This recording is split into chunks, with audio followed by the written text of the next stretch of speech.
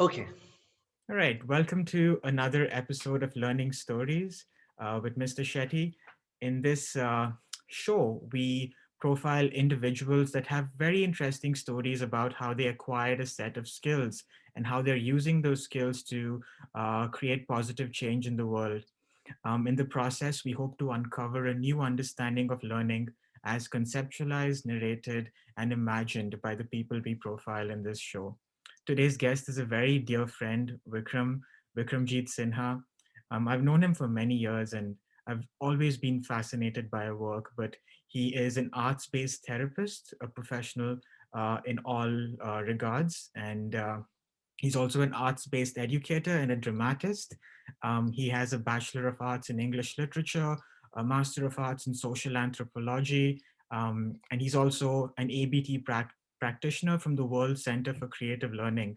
And he has over 20 years of work in the social development space, and he's worked with several organizations over the years. So this is just to give you a little bit of a background of Vikram.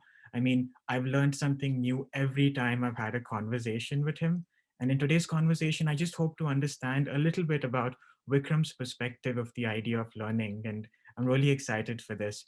So, Vikram, thank you for your time again. And for, I know you are, traveling at this point for your work. And it's just exciting to get you on board. But to get started, Vikram, um, whenever I start this show, Vikram, I always want to understand the person based on who they were when they were at school. Because the first time we are introduced to learning is often when we're students at school. So I know that you grew up in Delhi and you went to a wonderful school in Delhi. So I want to know, what was Vikram like as a child and as a teenager?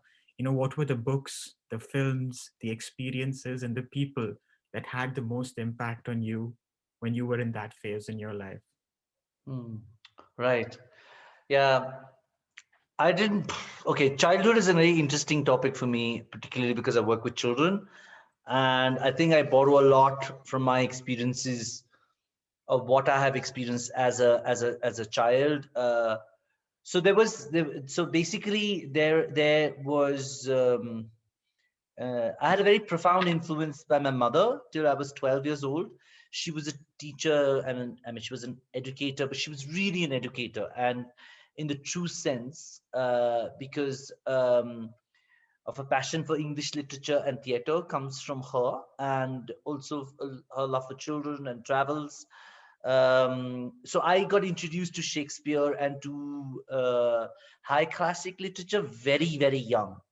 And because she didn't, I mean, I lost her when I was 12, actually 1 month before my 13th birthday. So the first 12 years of my life with her was very special because that's where I learned a lot of what I did later on in years.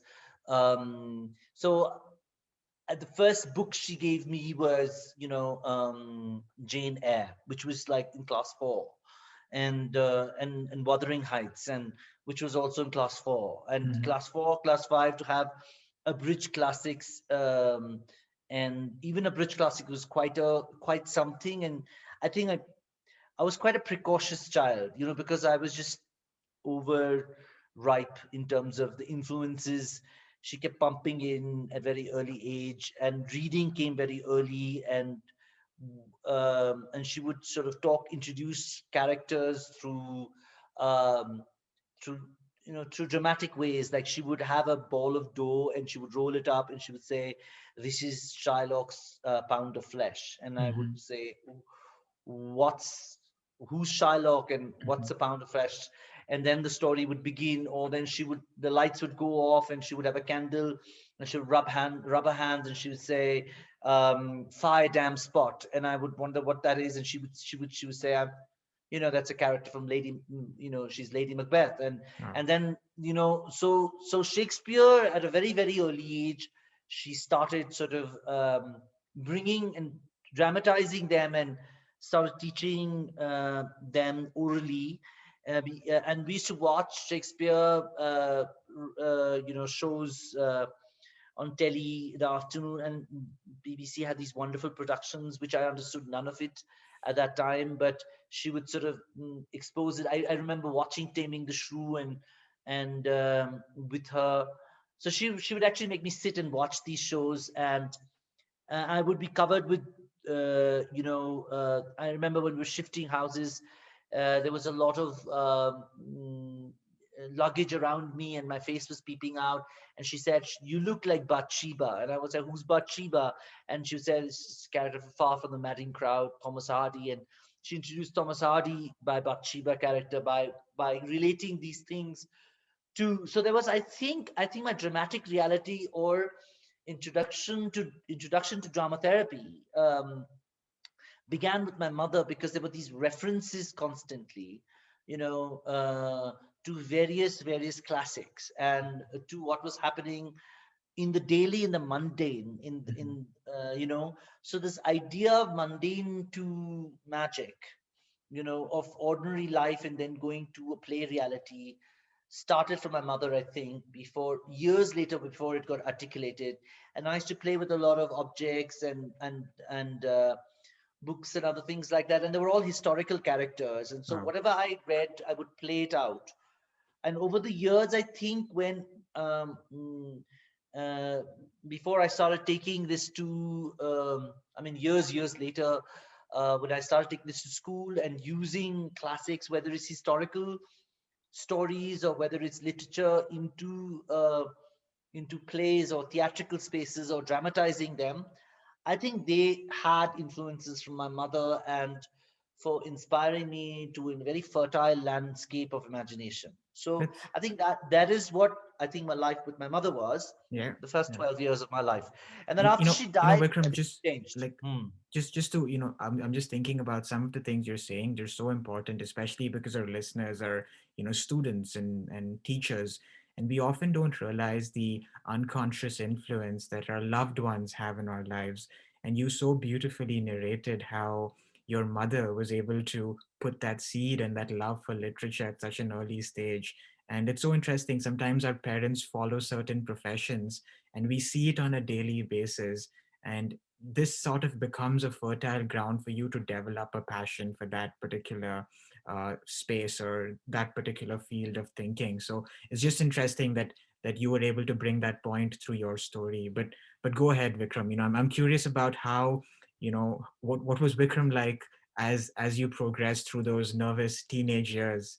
Because you were such a precocious reader, right? You read so much at the age of 12, and you had all these Yeah. experiences coming into your mind. But then the teenage years are often such a hard part of any person's life.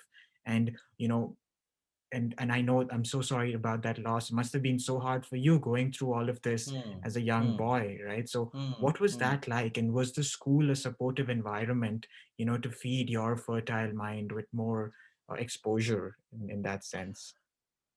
So school changed. I went to South India by the time I was in the seventh standard, half a seventh standard, and my mother passed away in South Mhm. in Bangalore. By the time I was eight, and then we moved to Calcutta. Okay. And these were Anglo-Indian schools, and they didn't have any cultural activity. It was purely academic, very few sort of stuff, and I experienced a lot of loss then, and I did not have the arts then or my mother, so reading deteriorated. Mhm. And I think my father was busy working, and I was brought up by my grandmother.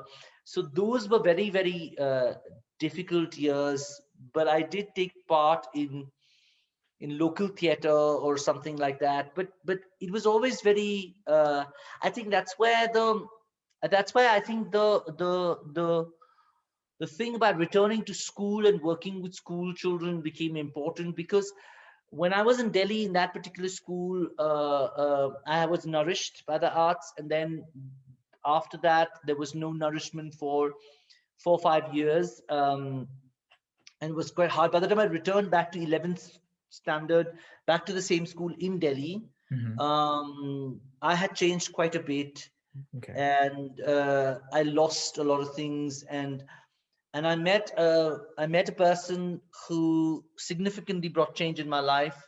He's an actor now in the film industry, and he was a teacher, a drama teacher then. Wow. And Okay. that's when I got it back in the sense he uh, he introduced me to classics again, but there's some Russian classics, Okay. and he put me back on stage, and he introduced also social consciousness in terms of arts and social practices. I think I joined a street theater group called Jannati Manch, and they were working. They were a left oriented theater, and they were doing a lot of work on anti-communalism, and I sort of got into those sort of spaces, which was free thinking and progressive. By the time I was 17, I was Wow. 17. So between 13 to 17 there was the period of a wasteland, Sure. and it was in seven, and I lost a year also uh, in my academic year. I had to repeat class 9th grade, Yeah. which was quite terrible, and by the time I reached my 11th grade, the classmates who had started my life with had moved on 1 year ahead, and Hmm. I was in another class, and but this time also in a sense that I couldn't relate to children around me, my peer groups, or I had difficulty in connecting. But because of this particular teacher, and but because of drama and theater, and he was really really close to me, Nice. and he was looking at also becoming a proper actor. So he used to practice his plays and his voiceovers and voice recording and other things like that, and also introduced me to poetry. And so Chekhov came in my life, Tolstoy came in my life, Dostoevsky came in my life, Russian writers came in my life, and South African women's poetry came into my life. International cinema came into my life. Vittorio De Sica, nouveau realistic cinema. So started watching. I watched the entire brigade of new realistic Italian cinema by the time I was 18 because Wow. of Yeah. him. There was a festival used to come at Shakuntalam with rupees 2, and I used to watch all the festivals, and I got to know a lot of the classics, Nice. and also method acting. He used to talk a lot about it. So a lot of information came in, and I wanted to be a filmmaker then at that Wow. particular time. I thought I this is what I would like to do. Um, but then we went to move Bombay. My father moved to Bombay, and in those 3 years of graduation, I started directing plays. I got into English literature. I went back to classics again, Sure.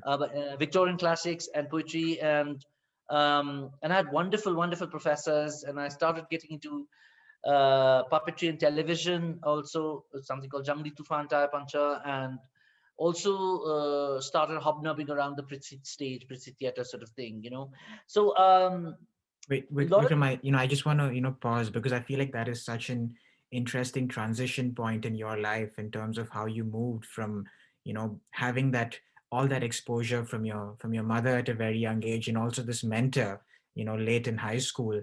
I think, you were exposed to a lot more than any other child would normally be exposed to. And I think your passion for literature and cinema is very evident in terms of how you had such rich exposure at such a young early age. And I yeah. think Bombay is I mean, I have a special relationship with Bombay personally as well. And I feel like, Vikram, it's not just about I- every time you say something, I think about an association in my own life, because I spent like 4 or 5 years in Bombay in my university years, like maybe 10 or 15 years ahead. But I feel like Bombay is such an interesting city because it gives you so many opportunities to meet other people that are doing interesting things too. And they're often not very traditional paths. You see people that go down traditional paths, but you also see people that go down very alternate paths. And it's interesting to see how both of these coexist in the same space. And I know you decided to study English literature, but sometimes a lot of the learning that you do with literature is not often in the classroom space. And you mentioned Prithvi Theatre, and I loved visiting that space in Bombay as well. So I'm just thinking about when you moved to Bombay and you were a university student there, not just in Bombay, but also in Delhi, can you help us understand how these cities became landscapes for your imagination in terms of the people you met and some experiences that you had that really shaped your thinking that this was the path I wanted to take? Like, how did you move from being a filmmaker to an arts-based educator in this 5 to 6 year period? I mean, my aspirations to be a filmmaker. I was never a filmmaker, Yeah. but yeah. Yes. But I think there's a commonality between the kind of work I've done in terms of I think what fascinates me and still fascinates me are stories, and whether it's literature, whether it's cinema, whether it's dramatherapy or art therapy, or visual narratives or shadow puppetry, it's one commonality it has with all of this is that it's narrative building. It's how to build narratives, uh, and I think that is the key point. And in terms of the encounter with the cities, also the city has its own narrative with you, and you have a own narrative with the city. Bombay in the beginning was not a the first 3 years was not a love affair at all. In fact, it was quite a hate affair. I Mm. mean, I was very young, and I kind of disliked the city in terms of its alienation, its loneliness, lots of people, a lot of personal happenings. My father went off to Africa, leaving me there, and I was on my own. My brother wasn't there, so I lived a lot of loneliness came about in the city, and the city became a landscape of alienation. And what it did to me, it actually planted the seeds for me to return again to the city, because I felt and I did return back to the city. Exactly. I mean, I left 96 to 99, and I returned back in 2005, and to the city again. And this time I was much more prepared and determined to win the city over. And that city gave me a lot from 2005 to 2012. Wow. I did immense amount of work there in terms of social work, in terms of also building myself and who I am today. It was between my 30 and my 37th year of my life. 7 years I spent in Bombay, but 93 to 96 I kind of had a very difficult time, and Sure. in college years, though I did quite a bit, I was experiencing a lot of bewilderment and confusion. And uh, and yes, what saved me, I think, was the fact that I always went back to the stage. I will always went back to the stories.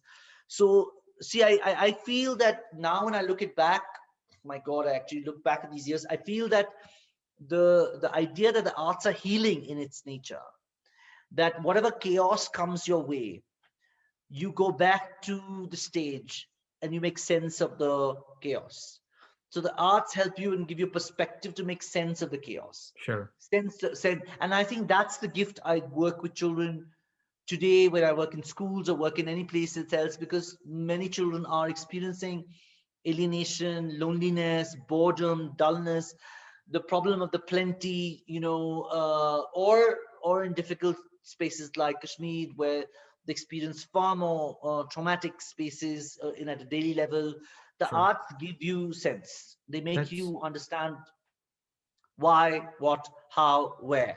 That's yeah, So that's I so mean, yeah. just building off that train of thought, Vikram, I think that's such a beautiful thing to say because, as I'm an English teacher in training, and I often think one of the most powerful aspects of literature is that it allows you to experience another person's emotions, at least for a few moments.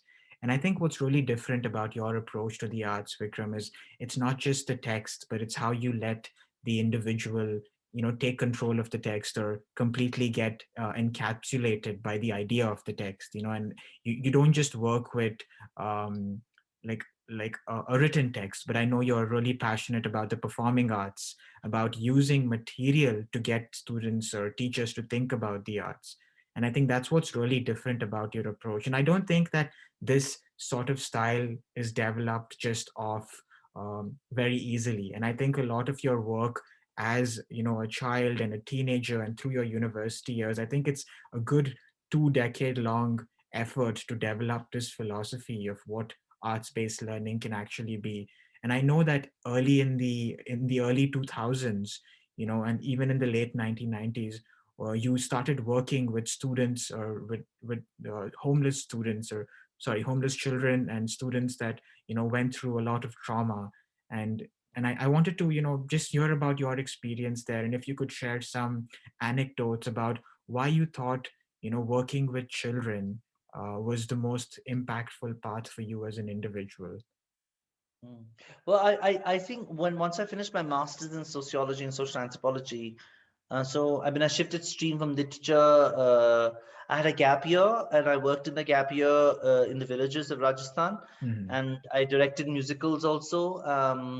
And I was also working on sexual health. I was doing a variety of stuff between in the gap year, and um, and then I got into Delhi School of Economics, sociology department, and then during that period, I sort of directed more musicals, Right. and I studied, and I also, watched a lot of movies, a lot of festivals. Um, what I developed within me was this feeling that I didn't want to do certain things which my family was asking me to do, which was Mhm. I didn't want to get into civil service. I didn't want to go into hotel management. I didn't want to be a public relation officer. I didn't want to go into advertisement. Mhm. So I knew what I didn't want to do. Cinema filmmaking seemed quite a distinct, daunting task, and I didn't know how to sort of organize my mind about it. But I understood theater, and that's Mhm. what I could get. And I because I directed plays, and I went back to the practice of actually working with young people or with people or whatever it is in generally theater. So I thought I'll go to Calcutta again Mhm. and try. A friend suggested, and I thought I'll do group theater there. And when I went back to Calcutta, I needed a job, and I got into this organization called Project, and which was working with runaway children, street children, and also had a history of working with HIV/AIDS related, working with transgendered communities. But they had sort of transitioned to working with boys, and they were in the overarching arching theme of masculinity. They were working. So Mhm. I basically got a job of doing psychosocial interventions with the Juvenile Justice Board of Eastern India, Okay. and I started working in two remand homes, one an Wow. observatory home and one a juvenile home. One a longer space where children were staying for longer periods, and another one was an observatory home, but the children still lived for very long periods. And this really changed my life. I think this is where I think Vikram became uh, moved from being an artist or an aspiring artist to an arts-based therapist or a drama therapist or working with children with difficulties. I think I got into, now I can say it's arts and social practice, um, because it wasn't therapy in the way the Western world understands therapy, because there were so many children. It was far more social than Mhm. individual, and was hardly any few groups. Like even a group therapy would actually involve about 5 children. But here Mhm. I was dealing with 15, 20, 30 sometimes, and hungry, needy, violated, depressed, full of attention deficit, and I started using whatever exercises I knew from books, from manuals. In 99, as many arts-based therapists are there in now in the country, in 99 there were hardly any, Mhm. and it was very challenging, very difficult times, and professionally, I I was very young also. I was just 24, and now it seems very young. At that time, it seemed I felt quite old, but at that time, I now think it had to be like very young, and that I was pretty young then, and I think I sort of went into these very hardcore dark spaces, which I call Dickensian hellholes, and work with children who were really, really ravaged by a lot of very, very um, hellish situations. So Sure. that gave me an amazing experience Mhm. to which basically were the groundwork of what I would do for the rest of my life, That's that's and yeah, so because that sort of changed me as a person completely, as much as I did change. So the juvenile home, the state-run observation home, were very difficult spaces, uh, and I could see literally, because I stayed 2 years there in the organization, and about 8 hours, Mhm. so six hours for 6 days a week almost, and 2 hours of travel up and down. It was very, very tiring, tedious, and difficult. But we could see, and Save the Children was sort of supporting us. Save the Children UK was supporting us with this manual, and we could see the shift the children experienced from biting each other and hitting each other to very peaceful spaces, Wow. and Wow. and that made me very convinced that what I was stumbling upon was the real purpose of life rather than doing group plays or theater. So Yeah. I had gone to Calcutta to do theater, Yeah. but I moved into therapeutic spaces and became an art space healer of some sorts Yeah. because the children asked me in a Yeah. sense to be so, That's and I could see the shift. Yeah. that's really fascinating, Vikram, because firstly I want to commend you for your bravery in terms of being so young, in your early 20s. It's often hard to make such decisions about your career, especially when everyone in your social circle is going down a very traditional path. But for you to stand by your conviction that this is something, and the skills that you acquired, Vikram, again, they're not things that you can just pick up off the street by reading books, right? You spent about 5 to 6 years really developing your craft as a theater practitioner, but also as an art space educator. And I felt like in that moment, you sort of saw an alignment where your skills were actually able to add so much value to these children, to these kids' lives. And I think that's such a beautiful moment in anyone's life, when they realize that there's an alignment between who they are or who they've become over the years, and a space that really wants them to use that personality to contribute. And Hmm. just for our listeners to know, I've seen Vikram working with students, and I think what he does with them is like magic, because it's not easy to make teenagers or young children express themselves vulnerably, right? But when you are with them, I think you are able to do that. And I'm curious, not just with your work with the children at Project and with IFSA, like I know you started working with school children, high school children in schools in Delhi and Bombay. Like, what were some um, forms of the medium or forms of art that you felt were most effective? Was it theater? Was it, dance? Was it puppetry? Can you share some anecdotes about something you used when you were working with students, and what kind of impact it had on a certain individual? Just for our listeners to understand how the arts can really impact a student's life, Vikram. Like one or two anecdotes would be really, really helpful. Again, you don't have to mention names because we want to protect the identity of the people you worked with, but we're really curious to know, those anecdotes from that point in your life. Hmm. Well, I don't know. I mean, I'm going to give you an anecdote much later when I actually met you during that time when I met you. Um, See, but the thing was that between the period, okay, let's put it this way, between the period between IFSHA, which Mm-hmm. was working with transgendered communities, masculinity, sexual abuse, and a lot of very intense stuff, I experienced a sort of a burnout and I wanted to move to, say, softer spaces. And I moved to teaching drama in Vasant Valley School for that year. Sure. But that particular period between 2002 to 2005 again were periods when I was doing many many things. Mm. I was learning clinical hypnotherapy. I was doing storytelling for young children. I was doing drama, theater clubs. So it was a variety of stuff then, and putting myself into a variety of experiences, working with children of riot victims from Gujarat, and that was actually an interesting point when I started thinking that I really need to get back into working in juvenile homes again. In Mm-hmm. 2005, I moved back um, into the juvenile space in Bombay. Okay. And from 2005 to 2012, again, worked with lots and lots of marginalized communities, primarily runaway children, street shelters, and homes, and beggars' homes, and other things like that.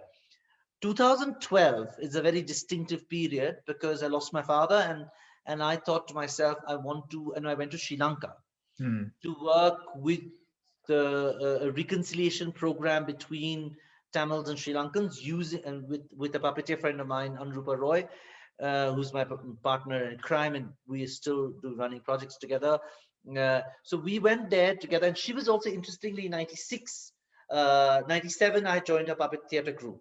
So she Mm. had formed a puppet trust, and I was the first member. So I Wow. got interested in puppetry again because of her, and we've been friends ever since. And material theater, dead materials, and puppets became interesting. And it's when I worked with masks in Sri Lanka, Mm-hmm. with masks and movement, did I realize that you could do a lot of things non-verbally.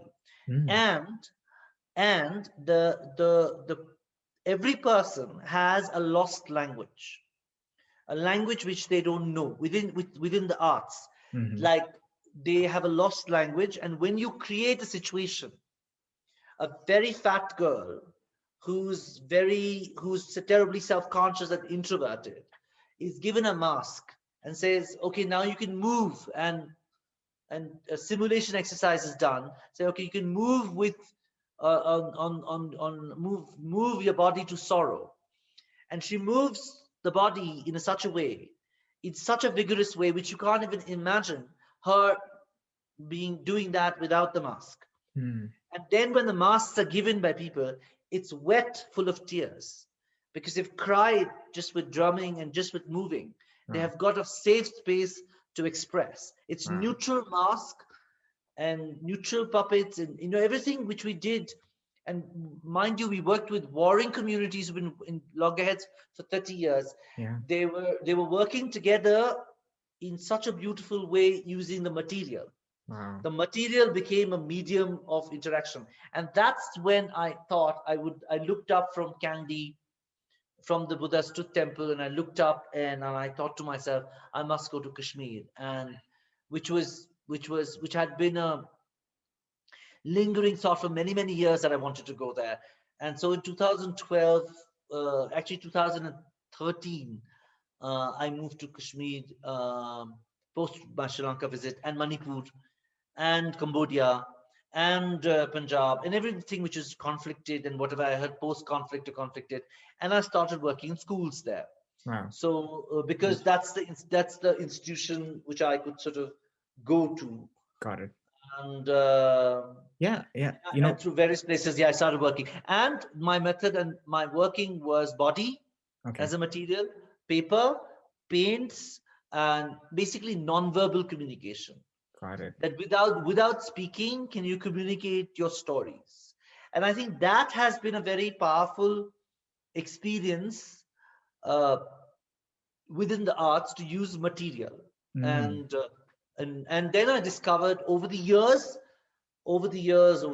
now, we've discovered paper and shadow puppetry and paper theater, which is a European art, and shadow puppetry, which has been much ancient, as mediums of expression and telling narratives and telling stories. So yeah. That's really, really interesting, Vikram. I've known you for so long. Again, it's interesting how every time you meet somebody at different points in your life, you learn something new about their journey. And while I was thinking about this interview and thinking about your passion for stories, I just think that your thinking with the work you have done has evolved over time, right? And there were several points that became junctures that shaped your thinking. In the early 2000s, it was when you worked with the street kids, and then when you went to Candy, that became like another juncture point that changed your thinking about what things can actually be. And I think that was when I actually met you. It was 2013, 2014. I was also on a gap year at that point of time, and I know you were doing a presentation at a conference in Lucknow about your work, and we connected. And we have another very close friend who we also met there. So I think it's just been wonderful to meet you, when you were really at the peak of your thinking in terms of your development as an art space that you cater. Because I remember us having a conversation at that point of time about both. I think we were in an auto rickshaw somewhere in Delhi, and I think it was after one of your sessions at a school, and you just brought it up, Abhishek. And I thought that's such an interesting acronym. I wonder how Vikram thought it up. Like, building on arts therapy also comes together as both. And a boat is basically a device. I mean, it's a tool for you to get from one point to another. But if you think about how plot structures work in literature, often the characters go through an experience, and maybe they come back to the same point or they go to a new point, but the Mm, journey changes them. mm, And I feel like your boat is like a metaphor for how the arts can become a journey to transform you as an individual. And just listening to that experience about the mask, you know, made me think about how for a few moments, we can move away from all the trauma we have experienced as individuals if we did, because you give that individual a space to say that, what if you could occupy another identity and express yourself through that identity? So, I just want to backtrack a little and think about how that, juncture of seeing your work being applied in that situation during the Sri Lankan Civil War. I mean, obviously, towards the end, Post that. post the Sri Post that. Lankan Civil War, but just working with two communities that would generally be against each other. Like, Hmm. how did all of that translate into BOAT, which is the organization you are currently the head of, and which is the organization you do work with right now? And you're the founder of BOAT, which stands for Building on Arts Therapy. So I just want to understand what led to BOAT, and just building on your experience from Candy and some of the things that you have done with BOAT over the last 7 or 8 years. Hmm. Um, I don't know why. I mean, it's not much of an organization because there's only one person here, and I think it lacks a institutional structure. But what it does, it gives me an identity Mm-hmm. in terms of, mm, but just by calling it something, what it does, it gives me the idea or the intent that the work is just not me, Sure. but it can go beyond me. And I think um, it's kind of a basic basis in a sense. So I Mm-hmm. never went into institution building, Mm-hmm. but what I did was I moved into more consulting kind of a space where I used an acronym and the name to talk of a theory or a philosophy. So both is actually a philosophy based on the idea that um, whoever comes for healing or help will move from one point to another, and the therapist or a facilitator is like a boatman who travels with you, and it's non-hierarchical, and it is not it's not over someone, but it's got a certain sense of equity to it, Mm-hmm. but that the facilitator is also journeying with you Mm-hmm. in that sense. So it was more like a symbolic gesture and more like a symbolic sort of organizing my work under a certain philosophy, which is Eastern in nature, which also meant movement. So interestingly enough, I have joined organizations all throughout which has got movement. So Prajak is a chariot. Mm-hmm. Pariprajak, it's called Sanskrit, it's a chariot, and it comes to the word pariprajak, which means movement and whatever it is. Then I joined Magic Pass, Railway Children, and I think all these were all names which had movement and transport to it. And Interesting. yeah, and I think the idea that theater or Mm-hmm. the arts are actually transportive in nature.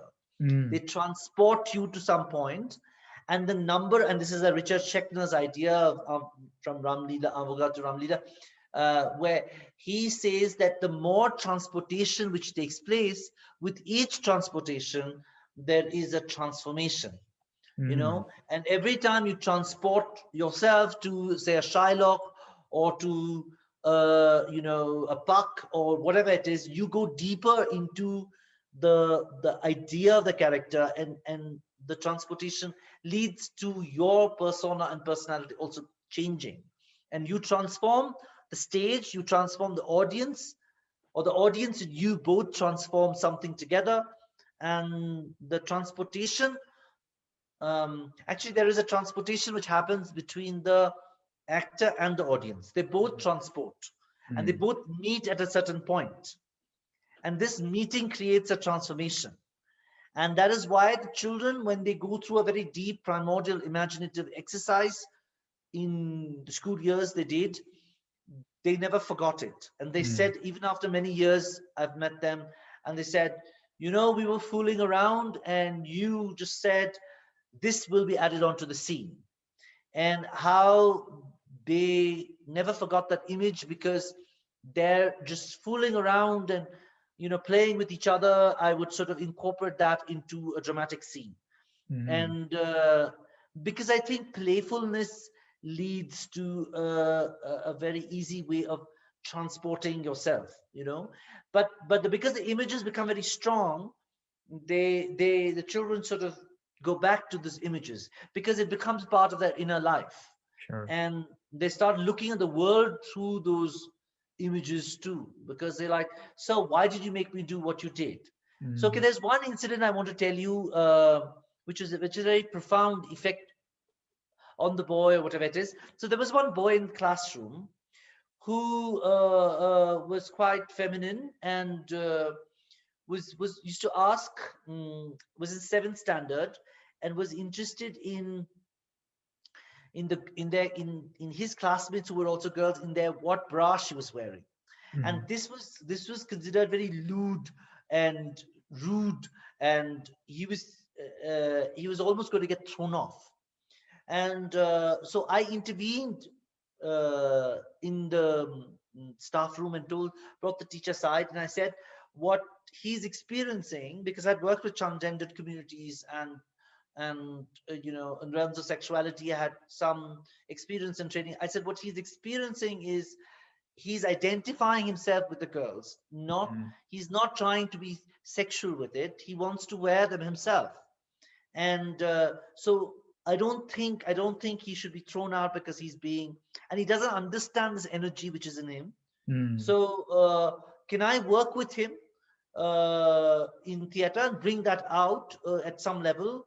And because he has a lot of restlessness and he doesn't know what's going on, so let me intervene let me sort of do this for him, and meanwhile just don't throw him out. So she Mhm. spoke to the principal, and he wasn't thrown out, and he was and his parents were also going through something quite disturbing. So, and what I did when I was working with this novel called Boy with the Striped Pajamas, Mhm. and I needed a visual of time, and of time ticking, and death as time, Mhm. and also as age. Mhm. So I asked him to walk with a clock, and with Requiem for a Dream music, Mhm. which was quite terrifying and very haunting. I think it's Zimmerman. And he was sort of walking with the clock, and he had to look at it and he had to shudder, and he had to walk in a very particular way, alone on stage, Mhm. and bring out his fear. Mhm. Essentially, I knew he was fear stricken because a lot of things was going on with him, which he didn't understand why. So Mhm. when he did that, he had a very safe space to fully experience fear and the Mhm. clock. Mhm. Many years later, uh, he became a cross-dresser, and he's now sort of quite out there and out and proud, and people have accepted him and everything else. Uh, when we had a long conversation later on, which is now when he's 18 years old now, or 17, 18, and he said, I asked him, why do you think I gave you the clock? And he said, sir, I'm petrified of aging, and I feel the clock was the that I will lose my youth, and the clock is a symbol of me losing my youth. Mhm. And so it's very interesting what he understood of it, Wow. Okay. and and and then how it also helped him to look at performance and other things like that. But what it did for him was that it made him realize that he's a performer. And I said, look, you don't need to perform off stage, you need to just continue performing on stage. Mhm. Your whatever cross-dressing, whatever you want to do, is if it's on stage, then you have a proper channel to it. And he's now taken up, I think he's taken up classical dance, you Wow. know because I told him that it's better that you sort of focus your body and move your eros into something more focused. Mhm.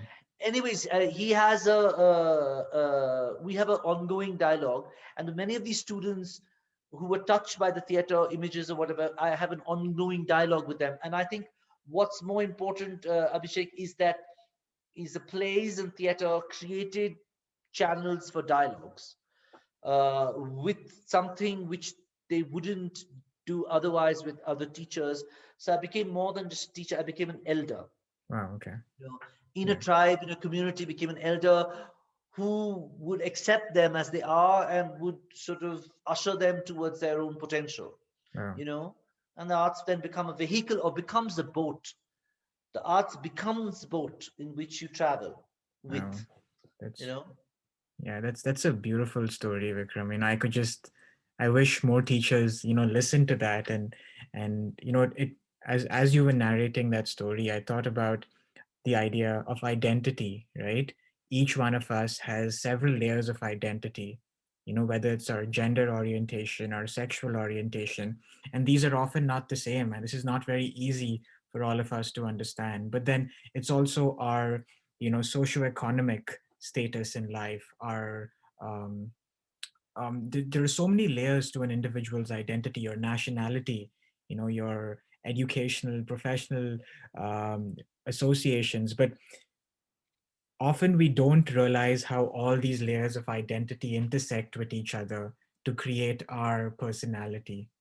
And often, when we have conversations in educational settings, we think we place certain identities on a pedestal, right? We place, being heterosexual on a pedestal in comparison to being queer.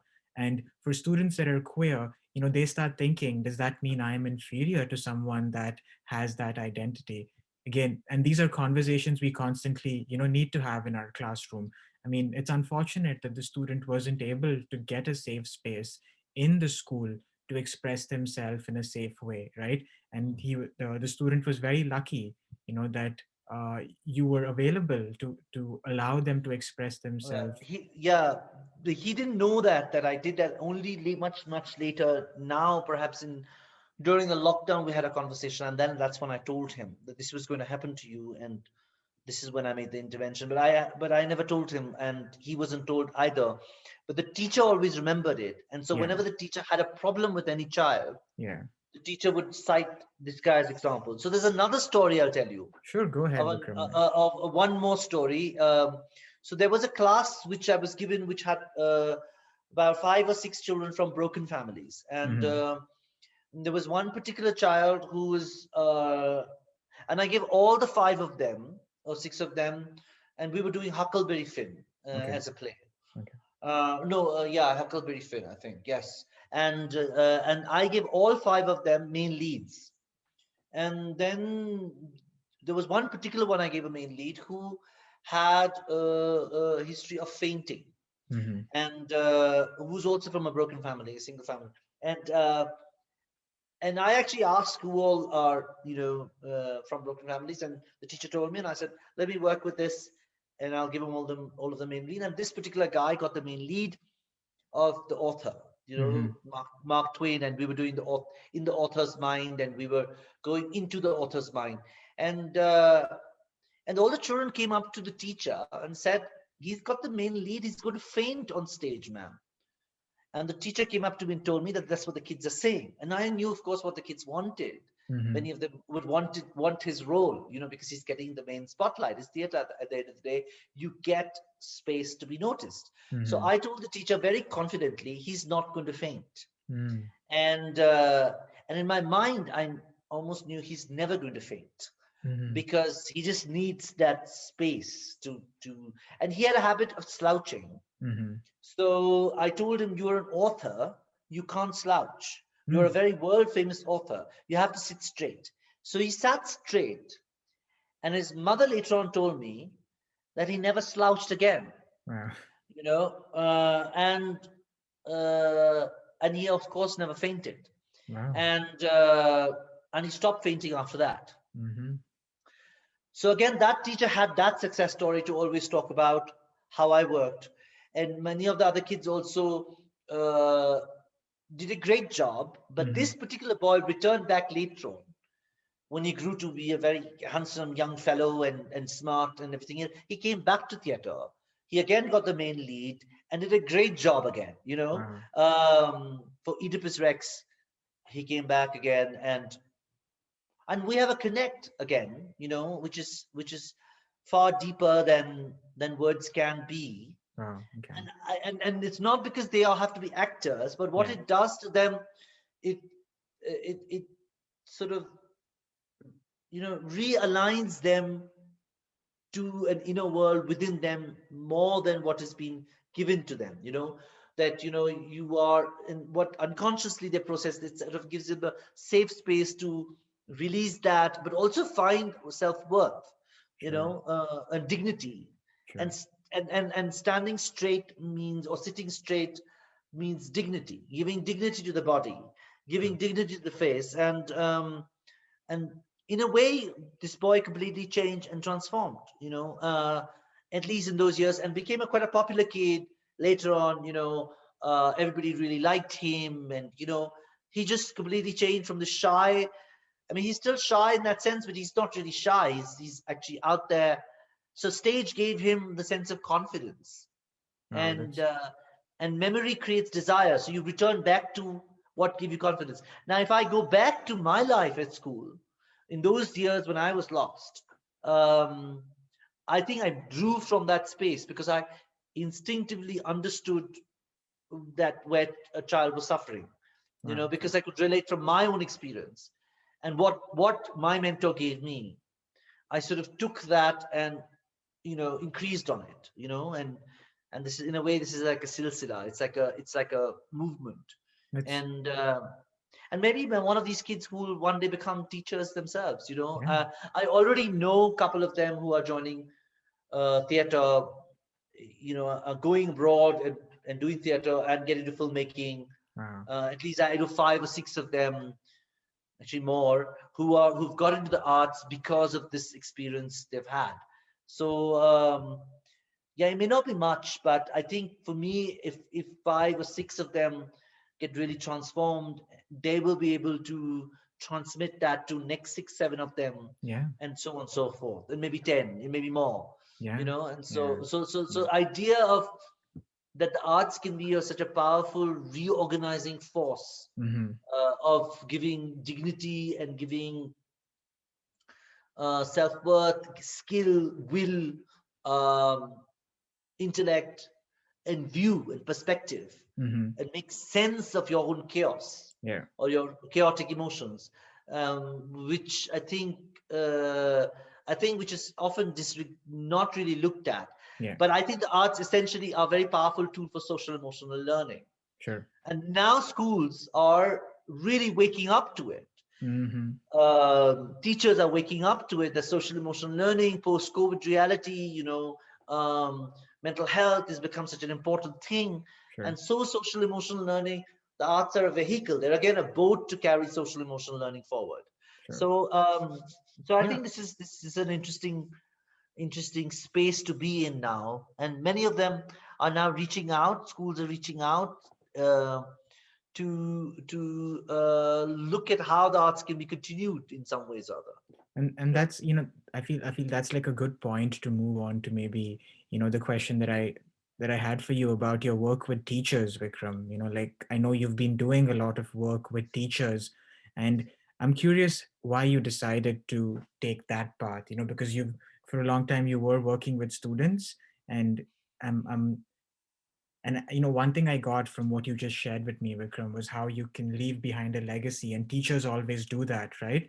You have an impact on a child, and then that child goes on to do something several years later. So, just something about your work with teachers, Vikram, in terms of why do you feel, you know, you need to engage teachers with the arts, and and how there is an interdisciplinary nature to it. And what was beautiful about what you also said was that we don't want to make all of these kids theater professionals or actors or writers. No, that the arts are a way for them to heal throughout their life and to engage with their emotions. So just a little bit about your work with teachers would be really insightful at this point, Vikram. Especially your work in various contexts: Kashmir, Manipur, Bombay, Delhi. And so, I mean, if there's something you can share with us about a workshop you organized, and another anecdote, maybe, that would be wonderful. Uh, so teachers, the adult learning space kind of opened up because many of the schools which I was working with wanted the teachers to go be taken into retreats. Okay. And it started with one retreat leading to another retreat. And basically, I eventually found out that the teachers are often overworked, not necessarily now underpaid, but essentially overworked, and uh, are such powerful influences on children's lives. But unfortunately, um, they have very difficult childhoods, and there's a lot of projection which takes place by the teachers themselves, because a lot of their needs are not met Mm-hmm. at many levels, and many of them are women. And there is a deep patriarchy which operates, that many of the teachers are women who've been told actually that, okay, my husband's working, what you can do is just you could just go and teach, because that's what you can do. It gives you flexible hours to look after your children and your home and everything else, especially South Asian sort of context.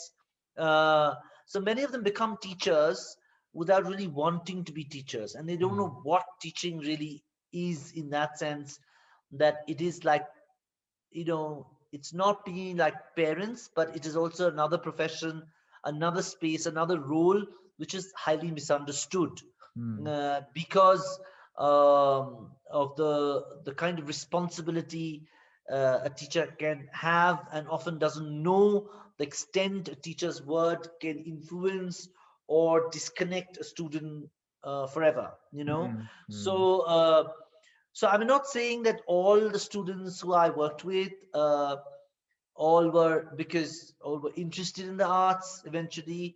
Uh, Many of them who were drawn towards it had wounds and were not getting that wounds addressed. Those who didn't have those wounds uh, sort of wouldn't get attracted towards the work.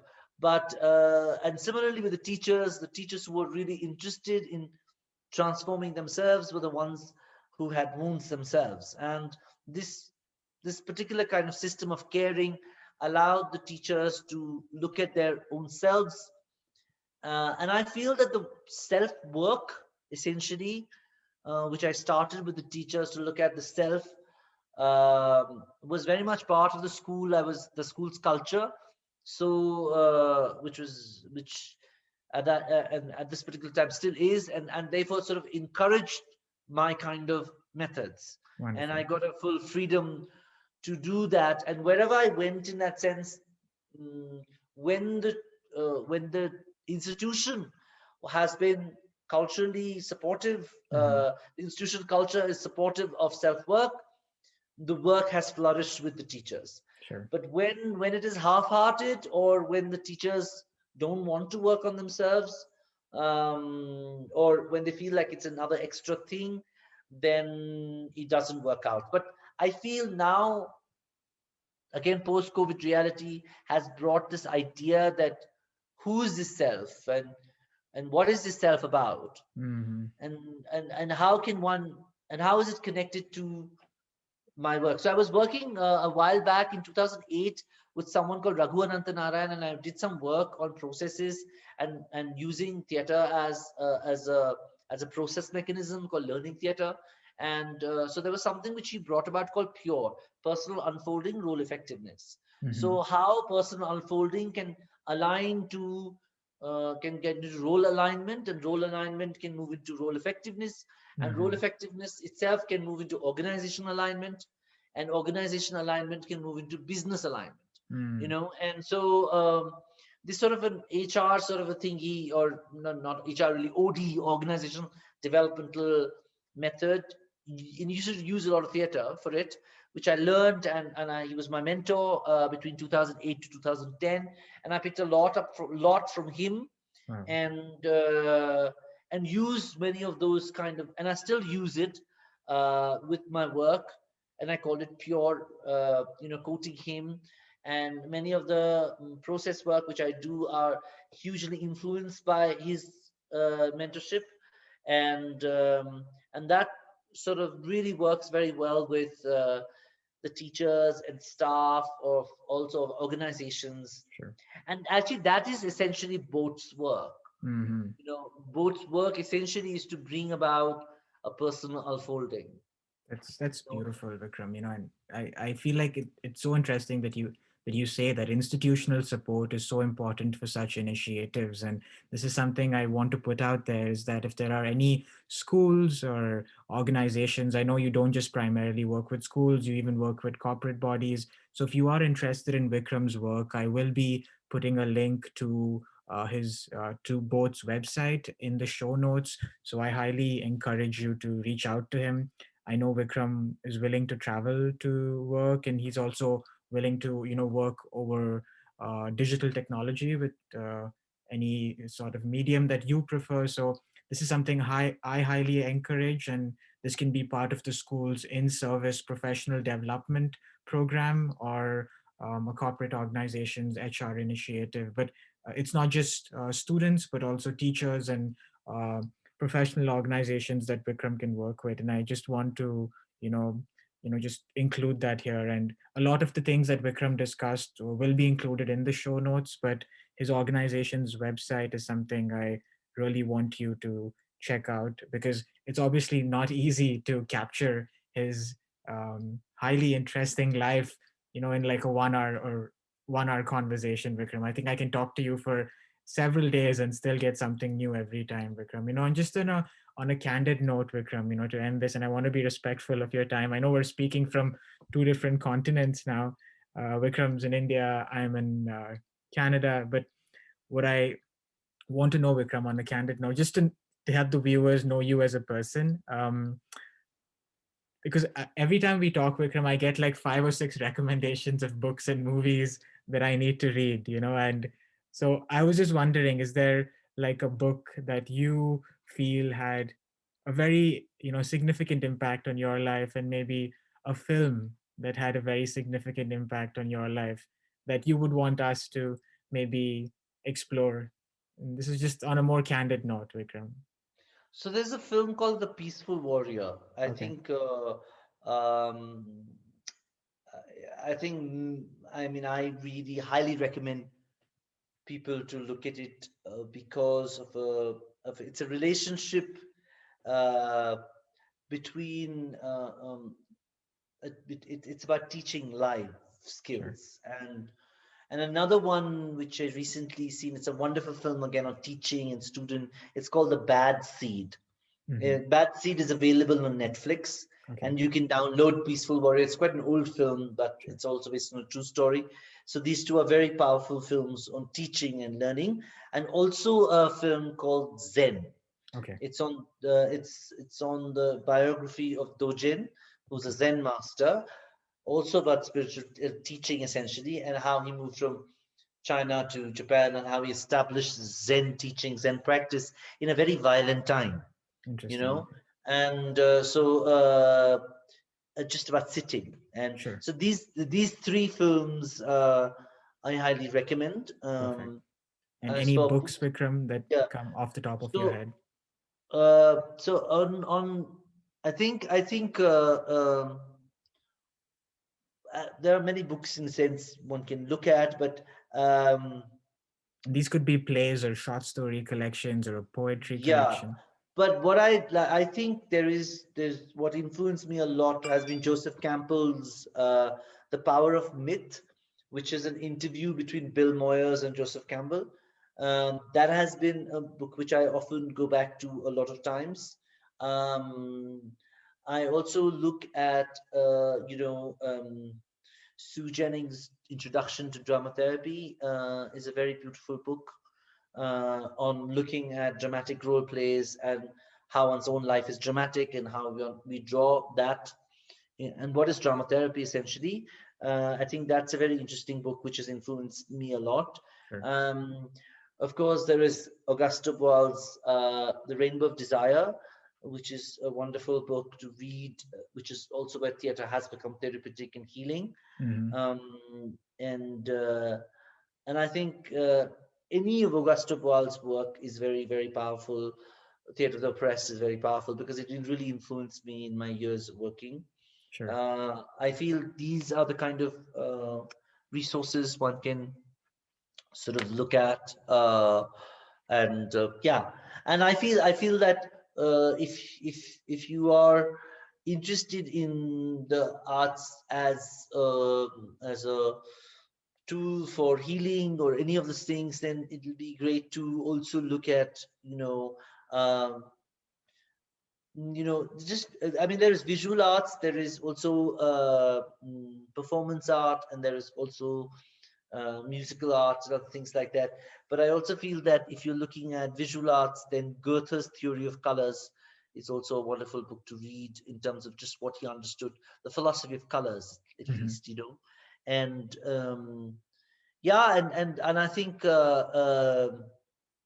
my favorite writers, novelists have been, Kazuo Ishiguro and James Mhm. Kutsia.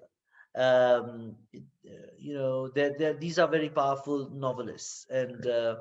modern novelists, which can one can look at. Yeah, and as for poetry is concerned, there is.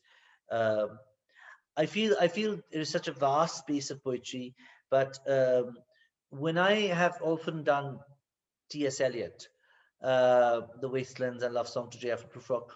Many a times I've directed in Ivy League school, IB curriculum, and I directed poetry and improvisations around the Wasteland with the students, and Nora and Doll's House.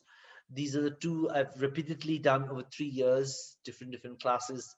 In one particular time in the Ivy League, I used their texts and dramatized them, Sure. and they always got another perspective. And the literature teachers were very thankful because the kids got an experiential understanding of the plays. Sure. And is that So Doll's House by Ibsen?